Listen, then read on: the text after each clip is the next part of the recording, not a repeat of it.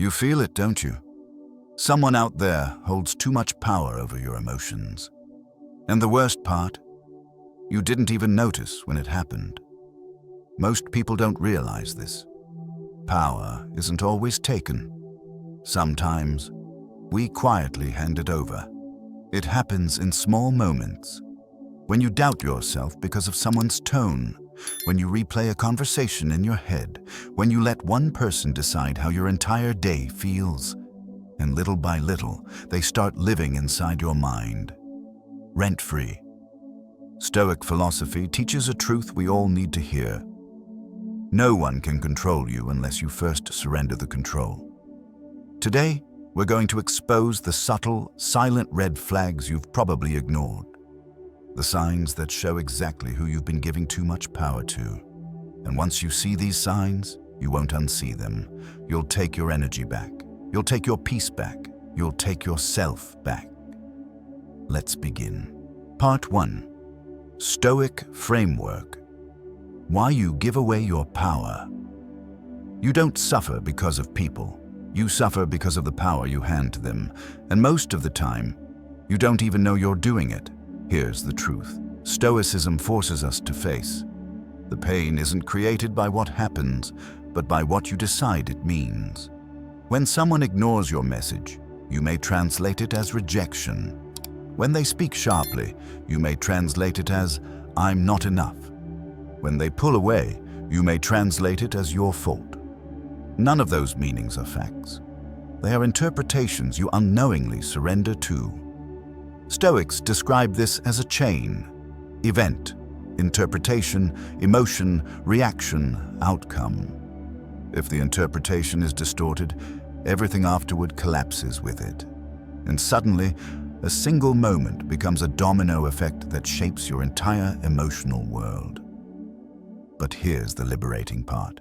You cannot control the event, yet you always control the story you attach to it. That story decides whether you stay centered or spiral, whether you respond with clarity or react with fear, whether you reclaim your power or keep giving it away. Master the inner chain. Take back the meaning, and no one can control you again. Part 2. 9 red flags. You're giving too much power to the wrong people. These signs are subtle, they're quiet, and that's exactly why they're dangerous. Most people don't realize when they've handed someone else emotional authority. It doesn't happen in one moment. It happens in small patterns you overlook, tolerate, or excuse. Stoicism teaches that the greatest losses don't come from dramatic events. They come from the hundreds of tiny moments where you abandon yourself without noticing. These 9 red flags reveal who is slowly influencing your self-worth, your peace, and your decisions. Not through force, but through subtle psychological pressure. Once you understand them, you'll see exactly where your energy has been leaking and how to take it back with clarity instead of anger. Here are the 9 red flags you must pay attention to. Red flag 1. They make you feel like you need their approval. They don't say it directly, they don't demand it openly, but somehow, you feel like your choices need their permission. This is one of the most silent forms of power you can give away, the feeling that someone must approve your decisions before you can feel confident in them. It often starts subtly: a raised eyebrow, a sarcastic tone, "Are you sure that's a good idea?" disguised as concern. Over time, you begin adjusting your behavior, not because it feels right to you, but because you fear their reaction, their judgment, or their withdrawal. People who operate this way rarely control you through force. They control you through uncertainty. They doubt the way others plant seeds, and suddenly you're questioning your instincts, your plans, even your identity. Your internal compass shifts from "what do I want?" to "what will they think?" That shift is where your power leaks out. Stoicism reminds us, no person is free who is not master of themselves. And when someone's approval dictates your direction, you're no longer steering your own life. You're reacting to their expectations, their moods, their silent rules. Ask yourself, Do you hesitate before making choices because you wonder how they'll judge it? Do you feel relief when they agree with you, and anxiety when they don't? Do you replay their reactions more than your own desires? This is not respect. This is not supported. This is dependency, engineered or accidental, but damaging either way. To break this red flag, you must reclaim your internal authority. That starts with choosing for yourself without seeking confirmation. It continues with tolerating their discomfort, and it ends when you no longer measure your worth through their eyes. You don't need their approval. You need your own courage, and once you stand on that, no one can shrink your decisions again. Red flag 2. They use advice to subtly tear you down. They don't criticize you directly. They wrap it in concern, and they disguise judgment as just trying to help. This is one of the most manipulative forms of disguised disrespect, criticism delivered as advice. It sounds harmless at first, a suggestion, a correction, a tip. But if you listen closely, the tone isn't supportive. It's minimizing, it's condescending, it's designed to make you question your abilities rather than strengthen them. And over time, these helpful comments become tiny cuts that weaken your confidence, one slice at a time. People who do this often want to maintain a psychological advantage. They position themselves as the smarter one, the wiser one, the one who always knows better than you. The moment you internalize that dynamic, they don't need to control you. You begin controlling yourself according to their expectations. You start shrinking your dreams, adjusting your choices, and lowering your ambitions because their voice replaces your inner voice. Stoicism teaches, if it is not true, don't believe it. If it is not necessary, don't say it. A person who constantly gives you advice that cuts your confidence is not trying to build your character. They're trying to build superiority. Ask yourself, do their suggestions always make you feel smaller, not stronger? Do they highlight your flaws more than your growth? Do they offer guidance only when it puts them above you? This is not mentorship. This is not supported. This is manipulation wrapped in politeness. Breaking this red flag begins with recognizing the agenda behind the words. Your job is not to absorb every opinion, especially from people who don't genuinely want to see you rise. You must build a filter, a boundary of discernment, where only feedback aligned with your values is allowed to enter your mind. Their advice is not your truth, their tone is not your identity, and their need to feel superior cannot define your potential. Red flag 3. They use silence to control your emotions. They don't argue, they don't explain, they simply go silent and let you drown in the uncertainty.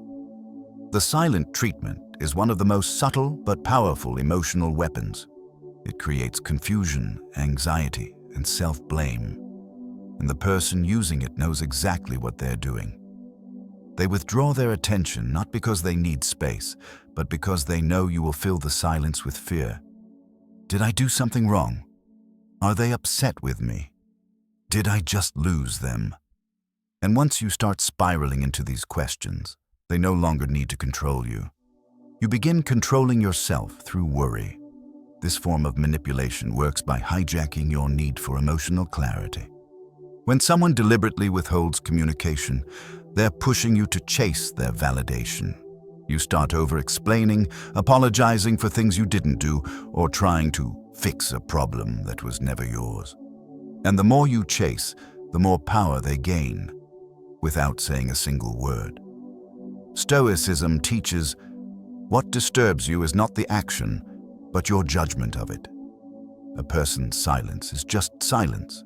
It becomes a weapon only when you interpret it as evidence against your worth. When you shift your meaning, you take back your control. Ask yourself, do they go quiet when they don't get their way? Do they ignore you to make you react first? Do they magically reappear the moment you break and reach out? This is not space.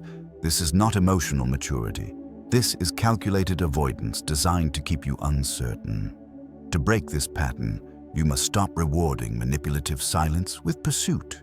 You hold your ground, you stay calm, you let their silence be their responsibility, not your burden. This is how you reclaim the emotional space they've been occupying inside you. You don't chase silence, you don't negotiate with uncertainty, and you don't let someone's absence define your value. Red flag 4. They dislike when you have a life outside of them. They don't say, "Don't go." They don't forbid anything directly. They just make you feel guilty for having a world that doesn't revolve around them. This red flag isn't always loud or dramatic. It often shows up in subtle reactions. A disappointed tone, a passive-aggressive comment, or a sudden withdrawal of warmth when you spend time with others. What they truly dislike is not your activity, it's your independence. When you grow, connect, or pursue your interests outside of them, they fear losing the emotional leverage they hold over you. People who behave like this often crave a sense of ownership. They want to be the center of your attention, the primary influence on your decisions, and the one who decides where your energy goes. The moment they sense you becoming more independent, they react with discomfort, jealousy, or resentment. And if you adjust your life to avoid upsetting them, you slowly shrink yourself to fit their needs. Stoicism reminds us, a man's worth is no greater than the worth of his ambitions. Your ambitions cannot survive in an environment that punishes your growth. When someone tries to limit your world, they are trying to limit your potential. And the more you allow their reactions to shape your movements, the more power you give away. Ask yourself, do they become cold when you spend time with others? Do they question your motives when you pursue hobbies or goals? Do they act annoyed when you succeed independently? This is not love. This is not a partnership. This is fear disguised as attachment, and control disguised as concern. To break this pattern, you must protect your autonomy with firm boundaries. Continue your path. Continue your growth. Let your life expand without asking for permission. Those meant to be in your world will celebrate your expansion, not shrink because of it. Your life is yours. Your growth is yours. And no one has the right to shrink the world you're meant to build. Red flag 5. They insult you through jokes that cut deeper than they should. They laugh when they say it. They claim you're too sensitive, but the joke always seems to hit exactly where it hurts most. When someone consistently hides insults behind humor, it's not comedy. It's a strategy. They use jokes as a shield, a way to deliver criticism without taking responsibility for it. The goal isn't to make you laugh, it's to test how much disrespect you're willing to tolerate. And once you play along, once you laugh with them to avoid conflict, they learn exactly how far they can push you before you push back. These jokes often target your insecurities, your appearance, your mistakes, your ambitions, your personality.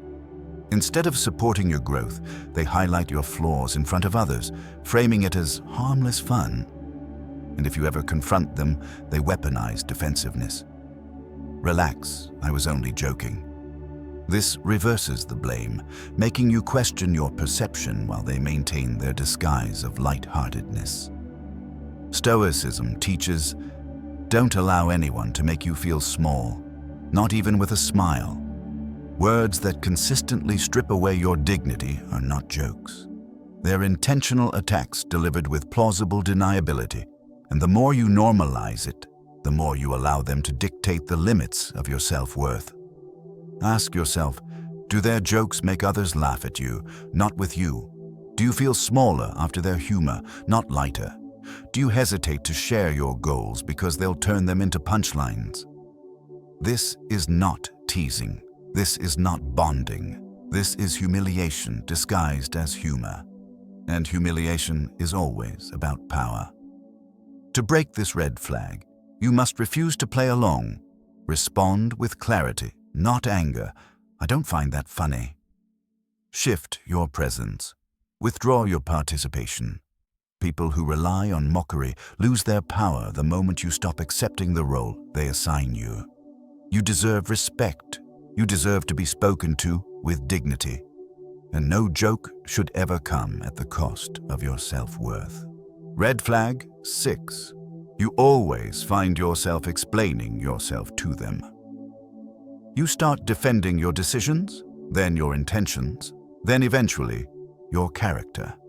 When you constantly feel the need to explain yourself, it means the other person has positioned themselves as the judge, and you've accepted the role of the defendant.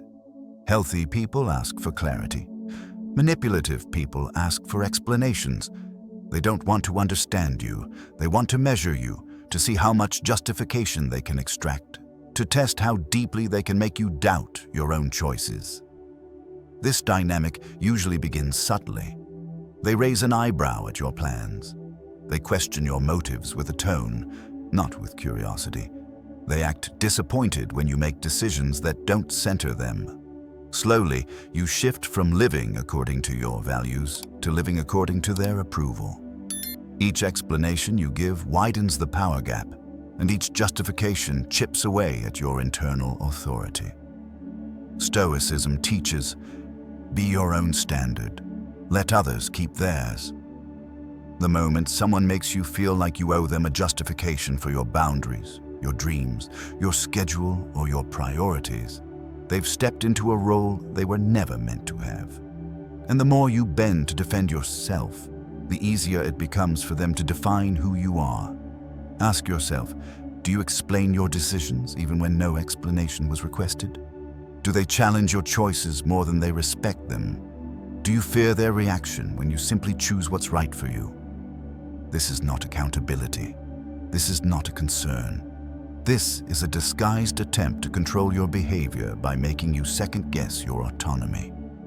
To break this pattern, you must practice concise boundaries. No long paragraphs, no emotional essays, no defending your right to choose your own life. You answer with clarity, not justification. This is my decision. You stand firm. You let discomfort exist without trying to fix it. You don't owe explanations for living your truth. You don't defend your boundaries, and you never hand someone the authority to validate your decisions. Red flag 7. They make you feel guilty for things you didn't do. They twist the story. They shift the blame. And suddenly, you're apologizing for something that wasn't even your fault. This is one of the most dangerous red flags because it rewires your internal compass. People who use guilt as a tool don't need evidence, logic, or fairness. They rely on your empathy. They rely on your desire to keep the peace. And slowly, they train you to take responsibility for their emotions, their reactions, even their mistakes, while they walk away untouched. Guilt manipulation begins subtly.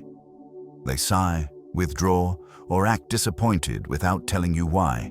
They hint that you should have known better or should have tried harder, even when you've done nothing wrong.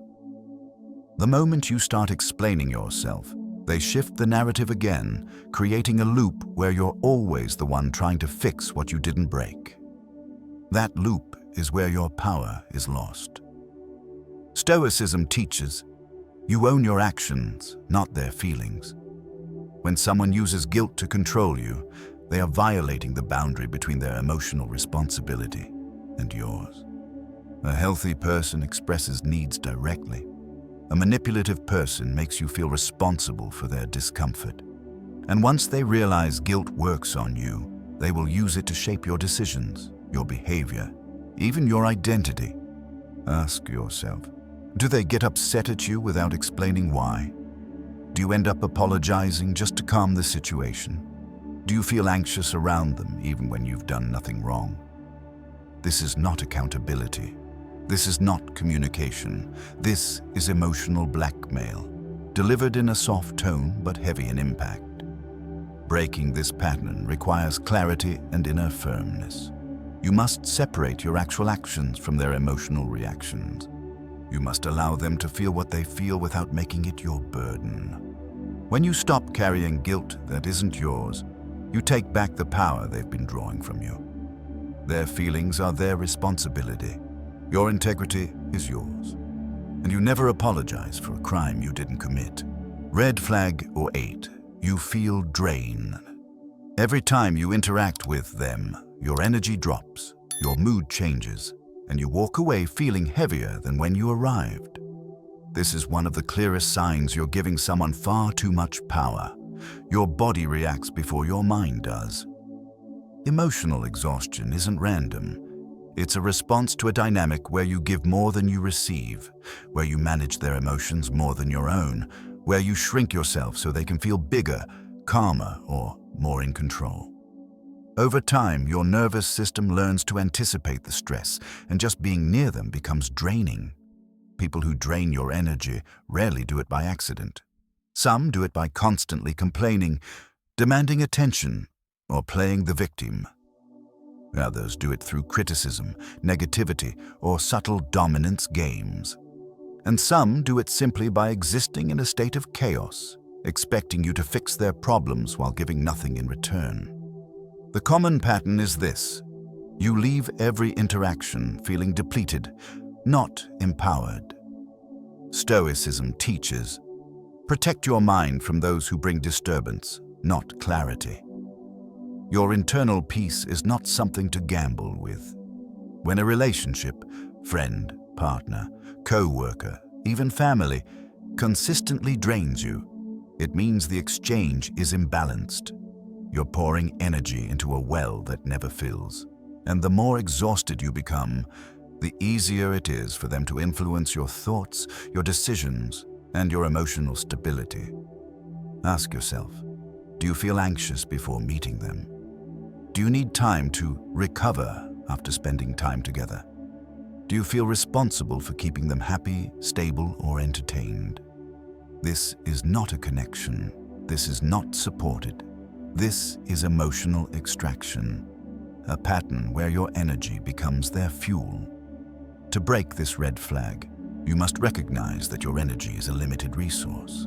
Set boundaries on time, access, and emotional involvement. Limit your availability. Create distance. Protect your clarity. Because when your energy rises, your power returns. And emotional vampires lose their grip. Your energy is sacred. Your peace is valuable. And anyone who drains you does not deserve unrestricted access to you. Red flag. 9. They expect you to prioritize them over yourself. They want your time. They want your attention, and they want it even when it costs you your own well-being. This red flag shows up when someone believes your life should bend around their needs. They don't say it directly, but their reactions reveal the truth. When you choose rest instead of helping them, they act disappointed. When you focus on your goals, they accuse you of being distant. When you set boundaries, they make you feel selfish. Over time, you learn to sacrifice your priorities, your peace, and even your identity to keep them satisfied. People who demand this level of emotional priority aren't looking for a healthy connection. They're looking for dominance. They want to know that their desires matter more than your responsibilities, that their feelings outweigh your needs, and that their world takes precedence over your own. This imbalance slowly conditions you to believe that caring for yourself is disloyal, a belief that quietly robs you of strength. Stoicism reminds us, if you lose yourself to please others, you gain nothing. A person who respects you will celebrate your discipline, your boundaries, and your growth.